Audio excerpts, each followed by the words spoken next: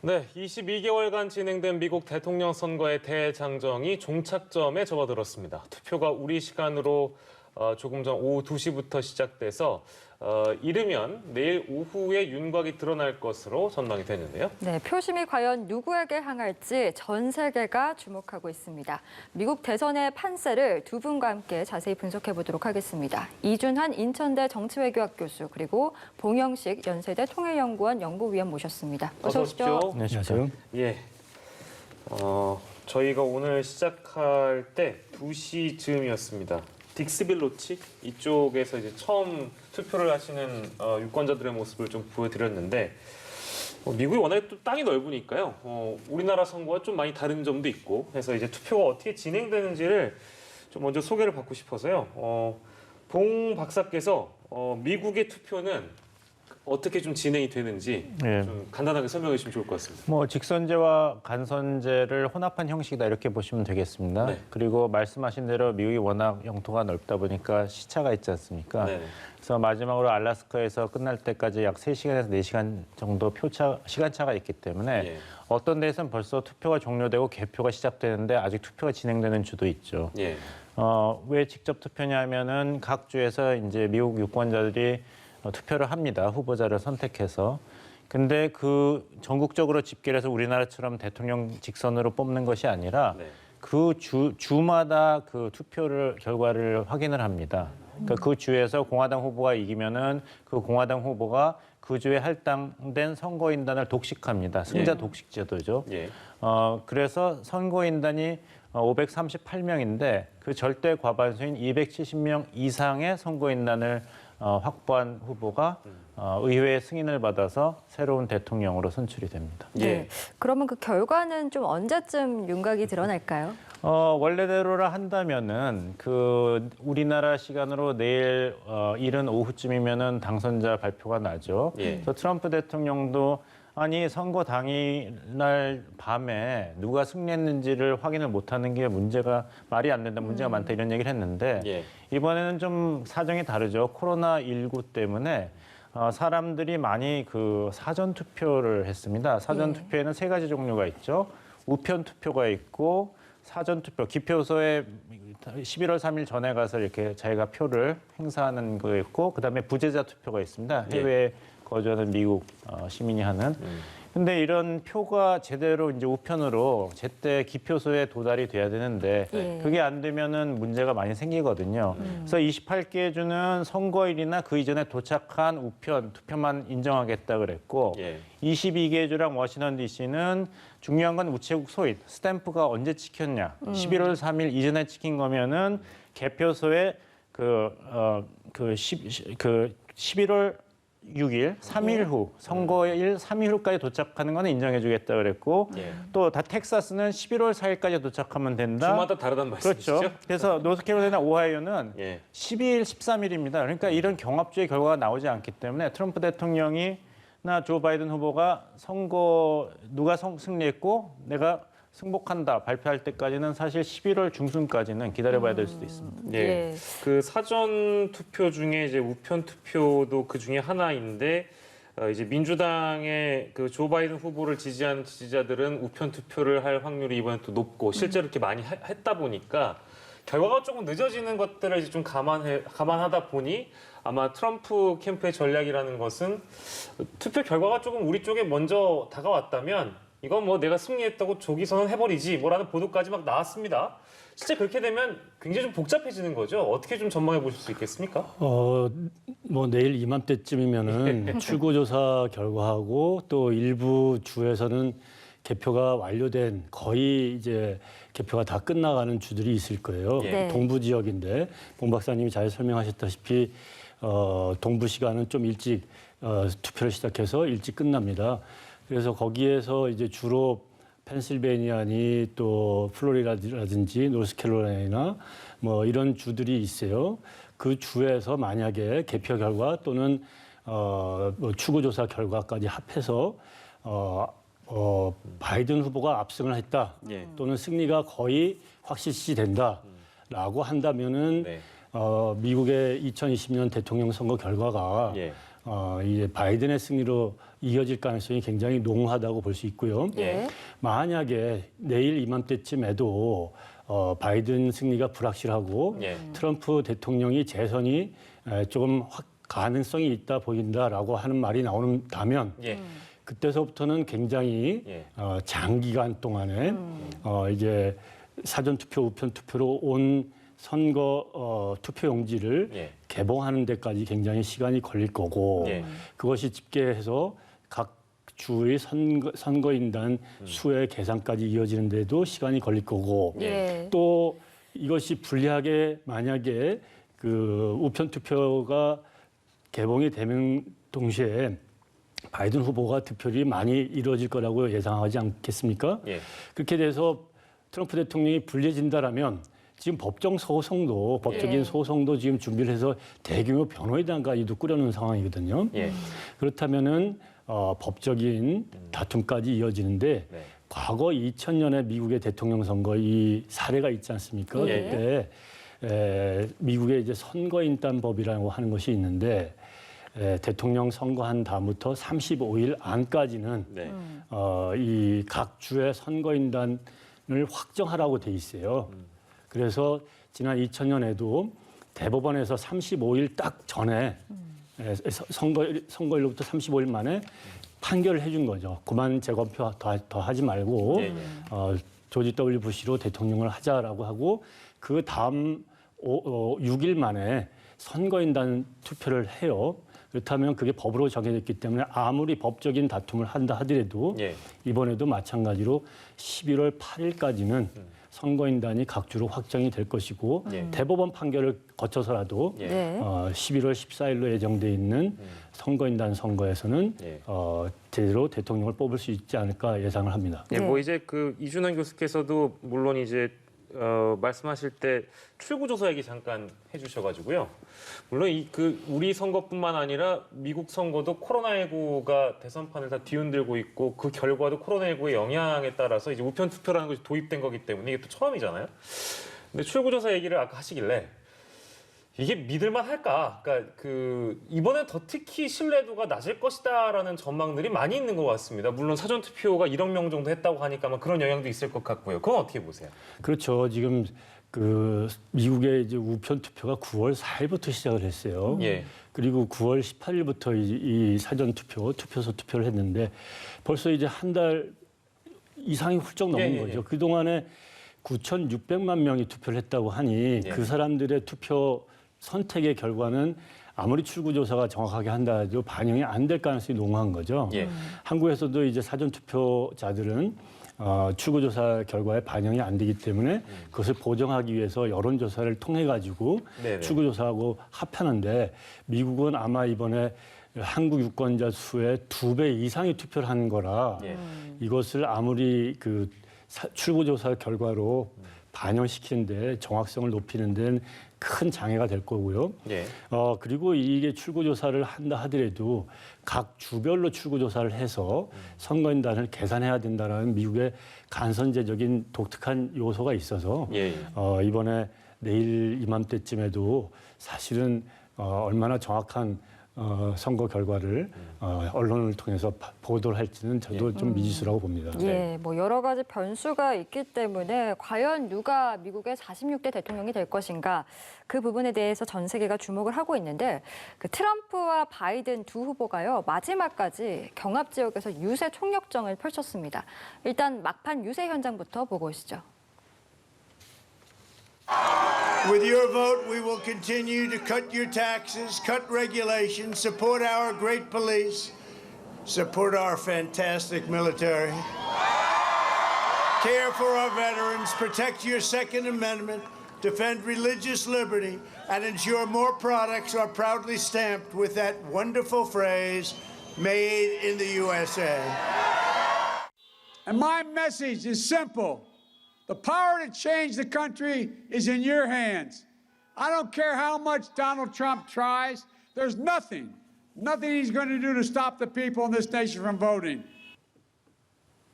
네, 일부 경합주에서 막판까지 박빙의 승부가 이어졌습니다.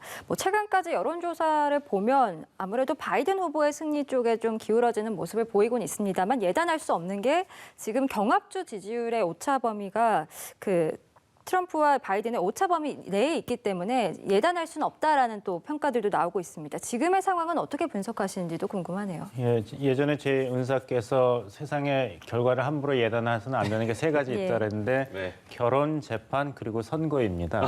그래서 아무리 그 여론조사에서 지금 바이든 후보가 앞서고 있다 하더라도 뚜껑은 열어봐야 되는 것이고 네. 저희가 2016년에 다 목격했지 않습니까? 힐러리 클린턴 민주당 대선 후보가 압승을 거둔다고 했는데 예. 마지막 2주에 트럼프 후보가 맹추격을 해서 결국엔 역전에 성공을 했죠. 네. 그 위스콘신 주 같은 경우는 0.7% 차로 이겼고 미시간은 0.23%로 마지막에 이겼으니까요. 그러니까 결과를 계속 두고 봐야 되는데 여기서 주목해야 될 주는 오하이오주입니다. 1944년 이후로 딱 한 번만 빼놓고는 오하이오주에서 승리한 사람이 대선에도 승리했습니다. 64년 이후로는 예외가 없습니다. 근데 지금 오하이오주에서 트럼프 공화당 후보가 약간 앞서는 걸로 나오기 때문에 굉장히 제가 주목하고 있고 두 번째는 아시겠습니다만 펜실베니아, 플로리다는 지금 거의 막상막하죠. 토스업이라 그러니까. 그런데 흥미로운 주가 또 노스캐롤라이나입니다. 전통적으로 공화당 텃밭이었고 선거인은 15명이 있는데 여기서 예상외로 조 바이든 민주당 후보가 약진을 하고 있습니다. 그래서 이런 주들을 보면은 그 선거 판도가 어떻게 될 것인가. 근데 여론조사는 지금 조 바이든 민주당 후보가 약간 더 승리의 확률이 높지 않은가 예측을 하고 있는데 결과는 두고 봐야죠. 이준환 교수께서는 또 어떻게 좀 전망을 하세요? 경합주에서는 여러 가지 지금 상황들이 벌어지고 있는데. 저는 이거는 지금 테스 형한테 물어봐도 됐어요. 오늘 이제 아침에 미국 정치론 수업을 하는데 학생이 35명이 답을 하기로 다 그 줌 수업에 채팅에다가 다 B를 쓰더라고요. B요? 네, 바이든이 이길 것 같아 그러면 B를 쓰고 트럼프가 이길 것 같다 그러면 T를 써라 했더니 학생들이 다 B를 선택했는데 지금 흐름은 이제 그렇게들 나타나 있어요. 그런데 지금 본 박사님이 잘 지적했다시피 그 선벨트, 애리조나 주라든지 또 플로리다 주라든지 노스캐롤라이나 주 같은 경우는 굉장히 그 박빙으로 그리고 이제 트럼프 대통령이 조금 앞서는 것도 여론조사 결과 확인된다고 하는데 이 세 주는 공통적으로 이미 지금 사전 투표를 개표를 시작을 했어요. 그래서 내일 이맘때쯤에 그 주의 개표 결과와 같이 사전 투표 결과를 모두 함께 공표를 하겠다라고 할 준비를 하고 있는 거죠. 근데 내일 이 시간 이맘때쯤에 이 세 개 주에서 트럼프 대통령이 이겼다라고 한다면은 굉장히 바이든한테 어려워질 거고 이 세 개 주에서 사전 투표까지 다 했는데 합산했더니 바이든이 이기는 걸로 나왔다라고 한다면 굉장히 트럼프 대통령한테 불리하게 될 것으로 보이고 이제 거기에서 남은 것이 이제 펜실베니아 주인데 펜실베니아 주는 지금 여론조사 결과로는 이제 바이든 후보가 조금 앞서는 걸로 나와 있지만 오차 범위이고 여기에서는 그 사전 투표한 것을 선거 당일날 개표를 못하고 선거 이후에 이제 차츰 결과를 합산하기 때문에 여기에서 만약에 그럼에도 불구하고 트럼프 대통령이 이긴다라고 한다면 이번 선거 결과는 트럼프의 승리로 이어질 가능성이 높으나 그렇지 않으면 또 반대의 경우가 될 것이다라고 하는 말 정도가 합리적인 설명이 될 것 같습니다. 두 분 다 조금 조심스럽게 말씀해 주셨는데요. 저희 지금 하단 자막에 잠깐 나갔는데 다시 보여주시겠습니까? 중요한 속보가 들어와서 여러분들께 잠깐 전달해 드리고 말씀 이어갈 텐데요. 홍남기 경제부총리가 사의를 표명했다라는 뉴스 속보가 들어와 있는데 사직서를 제출했으나 중요한 것은 문재인 대통령이 반려를 했다라는 내용까지 들어와 있어서요. 최근에 불거지고 있는 어떤 경제 사안들이나 부동산 문제 여러 가지들이 이슈가 있습니다만 그거와 관련된 어떤 심경의 변화라든지 책임론 여러 가지 것들이 보도가 되어 왔었는데 홍남기 부총리는 사의를 표명하고 사직서까지 제출했으나 문재인 대통령이 반려를 했다는 내용까지 전달을 해드리고요. 자세한 내용은 저희가 이 시간 이후에 다시 전달해드리도록 하겠습니다. 예. 미 대선 얘기 저희가 두 분과 함께 하고 있는데요. 그렇다면 쟁점은 무엇인가? 바이든에게 유리한 부분이 있을 것이고 불리한 부분도 있을 것이고 현직 대통령인 트럼프 대통령에게 뭐 프리미엄도 있을 것이고 혹은 뭐 불리한 부분도 있을 겁니다. 근데 정확하게는 이번 미 대선의 가장 큰 쟁점은 뭐라고 몇 가지를 좀 뽑아서 말씀해 주실 수 있을까요? 어떤 게 이 향배를 가를 가장 큰 쟁점이라고 보십니까? 한 가지죠. 코로나 책임론, 심판론입니다. 역시 코로나군요. 예, 그렇습니다.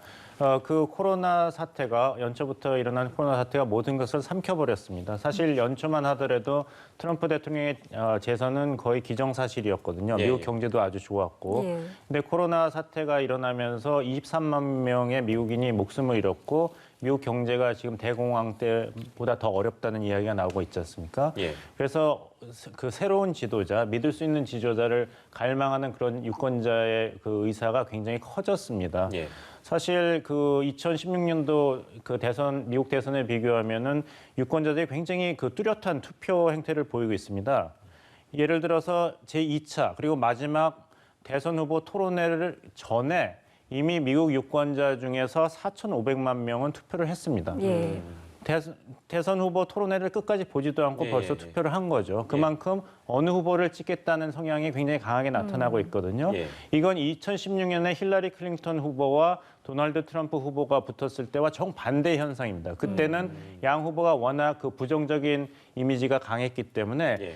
그 무당층, 부동층이 굉장히 끝까지 그 10% 정도 전체 유권자를 차지할 정도로 큰 부분으로 남아 있었고 예. 그 부동층을 흡수한 것이 트럼프 대통령의 역전승의 그 요인이었거든요. 예. 근데 그런 부동층이 이번엔 3% 정도로 2016년보다 3분의 1 아래로 줄어들었다는 것은 사실 트럼프 현직 대통령한테는 굉장히 불길한 조짐입니다. 예, 이제 코로나19로 어떻게 대처했는가 그리고 기존 이제 2016년 대선과 비교했을 때 부동층이 너무 적다라는 이제 부분을 짚어주셨어요.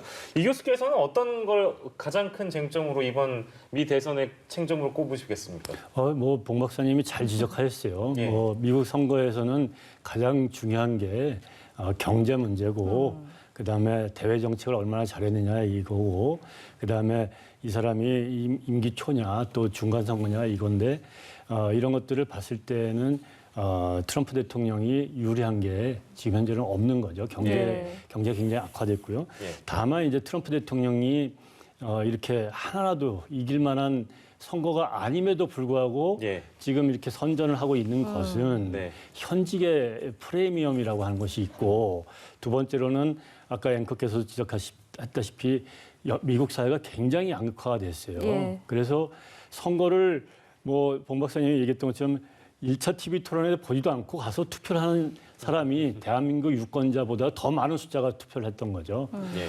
그래서 그에 기초해서 중국하고 무역 전쟁을 하면서 대통령이 자국의 지지층을 확보하고 개인기를 굉장히 누렸다. 이런 것이 트럼프 대통령이 이기기 어렵고 불리한 선거임에도 불구하고 저렇게 끌고 가는 배경이 아닐까라고 생각하고, 예. 뭐 경제가 지금 더 안 좋아지는 지표가 안 좋다는 점, 예. 코로나19에 직접 자기도 걸렸었다는 점, 이런 것은 예. 선거에 굉장히 악재가 될 수밖에 없는 거죠. 예, 역시 두 분 다 경제 그리고 코로나19가 이 대선의 향배를 가를 중요 쟁점이다라고 짚어주셨는데, 저희 사전 투표율 얘기도 좀 해보겠습니다. 사전 투표자가 지금 9,536만 명, 역대 최다였던 4년 전과 비교해서도 배를 넘는 수치였거든요.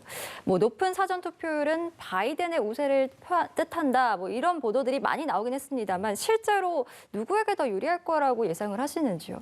아무래도 저는 조 바이든 민주당 후보에게 유력한 현상이라고 봅니다. 왜냐하면 그 여론조사를 봤을 때 민주당을 지지하는 유권자 중에 60%는 코로나 때문에 굉장히 건강과 생명의 위협을 느낀다 이렇게 대답을 했거든요. 예. 그 사람들은 11월 3일 날 그 기표소에 가서 예전 방식대로 투표를 하는 사람이 아니라 미리 사전 투표를 하거나 우편 투표를 할 사람이죠. 예. 그 말은 사전 투표의 대부분은 그 바이든을 지지하는 투표율 확률이 높다는 것이고, 두 번째는 그 투표율입니다. 전체 투표율이 로이터 통신에 따르면은 100년 만에 가장 높은 투표율이 될 가능성이 있다 그러는데 예. 2016년에 1억 3천만 명이 투표를 했는데 이번엔 1억 6천만 명 아니면 그것을 상회하는 숫자가 될 것 같거든요. 예. 그만큼 열기가 뜨겁다는 것이죠. 예. 그렇다면 어떤 심판론에 대한 무게가 실리는 것이 아닌가. 예. 또 제일 중요한 거는 전체 투표율이 높다는 것은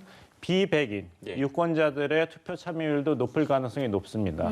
비백인 특히 흑인 유권자들은 전통적으로 약 80% 이상의 민주당 후보를 지지하는 경향을 보여왔는데 예. 사실 흑인 유권자층이 지난 2016년 힐러리 클린턴 민주당 후보가 나왔을 때 투표율이 저조했습니다. 생각보다 59.5%였는데 그 전에 오바마 대통령 재임 두 번째 선거에서는 66%란 높은 투표율을 보였거든요. 예. 그러니까 이번에도 흑인 유권자층의 투표율이 60% 이상이다. 그러면 조 바이든 민주당 후보한테는 굉장히 긍정적인 사인이고 예. 다시 말씀드립니다마는 전반적으로 투표율이 높다. 1억 6천만 명 이상의 투표를 할 것이라는 것은 예. 그동안 정치 무관심했던 유권자층이 나온다는 것이고 예. 그것은 현직 대통령한테는 안 좋은 소식이고 예. 또 도전하는 조 바이든 민주당 후보한테는 젊은 유권자층도 이번에는 투표를 한다는 것이니까 예, 예. 변화를 요구하는 그런 유권자층이 많이 참여한다는 증거이기 때문에 예. 굉장히 환영할 만한 현상이겠죠. 봉 박사님 말씀 받아서 이준환 교수께 이제 저희가 마지막 질문 드려야 될 것 같은데 참 이 얘기하다 보면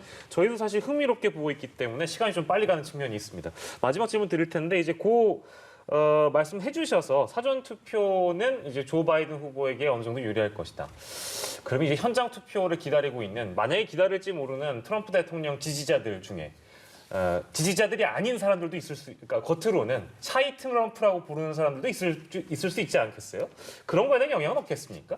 이제 샤이 트럼프라고 하기 표현은 뭐 의견이 다를 수 있지만 예, 예. 아무튼 공화당 지지자들이 선거 당일날 투표하는 성향이 더 많기 때문에 이제 오늘부터 지금 우리 시간으로 오늘부터 진행되는 현장 투표에서는 예. 선거일 투표에서는 아무래도 이제 공화당 지지자들이 결집을 보일 거고 예. 투표장으로 더 많이 가지 않을까. 그거는 이제 뭐 정치학적으로도 그런 분석이 가능하고 상식적으로도 그런 추론들 그리고 지금 여론조사 결과에서 학술적인 논문과 달리 지금 사전 투표를 하는 사람들이 민주당 지지자들이 많다. 그 사전 투표, 우편 투표가 1980년대부터 이루어졌는데 예. 이 사람들이 참여하는 것을 보면은 기존에 투표를 했던 사람들이 더 쉽게 하려고 참여하더라라고 하는 이런 그 학술적인 논문들이 나와 있어요. 그런데 이번에는 차이가 뭐냐면 예. 코로나19로 굉장히 예외적인 환경에서 우편 투표를 많이 하게 된 환경. 그래서 조금 민주당의 지지자들이 그걸 많이 이용하고 내일 하루 종일 이어질 현장 투표에서 선거일 투표에서는 공화당이 많이 결집할 것이다 보는 게 합리적입니다. 예. 예. 과연 표심이 누구에게 향하게 될지 미국 대선 판세와 관련해서 두 분과 함께 분석해봤습니다. 네. 이준환 인천대 정치외교학 교수 그리고 봉영식 연세대 통일연구원 연구위원이었습니다. 고맙습니다. 고맙습니다.